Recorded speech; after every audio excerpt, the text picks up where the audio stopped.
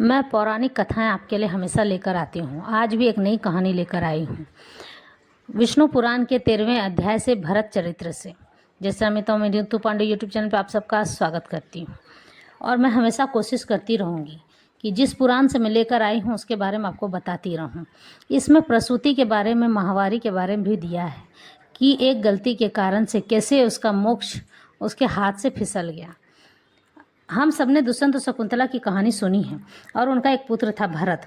इनके नाम से ही हमारे भारत का नाम पड़ा है। भरत एक चक्रवर्ती सम्राट है। चक्रवर्ती का मतलब चारों तरफ अपना परचम लहराने वाला होता है। जब उनका बोलबाला सभी तरफ होने लगा और वो सुखी हो गए, तब राजा भरत ने सब छोड़कर संन्यास धारण कर लिया। अभी से ईश्वर की मर्जी कहो या राजा भरत के बचे हुए कर्म। एक दिन राजा भरत नदी में स्नान कर रहे थे। एक शेर गर्भवती हिरनी का पीछा करने लगा। हिरनी शेर से बचने के लिए ऊंचाई पर चढ़ गई। फिर उसके गर्भ का बच्चा पानी में गिर गया।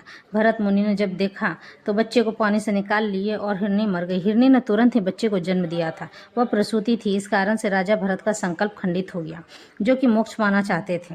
फिर हिरण के बच्चे को पालने लगे। हिरण के बच्चे से बहुत ही ज़्यादा प्रेम हो गया। उसके बिना राजा भरत रह नहीं पाते थे। इस कारण मरने के समय हिरण का विचार किए थे तो प्रसूति बच्चे को छूने के कारण दोष पड़ा था। इसलिए राजा भरत को मोक्ष मिलने की जगह हिरण का जन्म मिला। फिर इस जन्म को पार करने पर किसी का बुरा नहीं करने के कारण उन्हें ब्राह्मण का जन्म मिला। ब्राह्मण कुल में पैदा हुए पर रहन सहन गंदा और मैला था, लेकिन अच्छे कर्म के कारण पूर्व जन्म की स्मृति याद थी। उस ब्राह्मण के अंदर अथाह ज्ञान का भंडार था।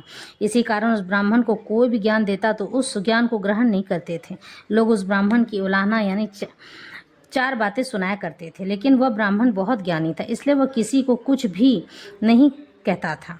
तभी एक राजा की सेविका यानी पालकी को पकड़कर ले जाने का काम मिला। वह राजा कपिल मुनि से ज्ञान प्राप्त करने जा रहा था।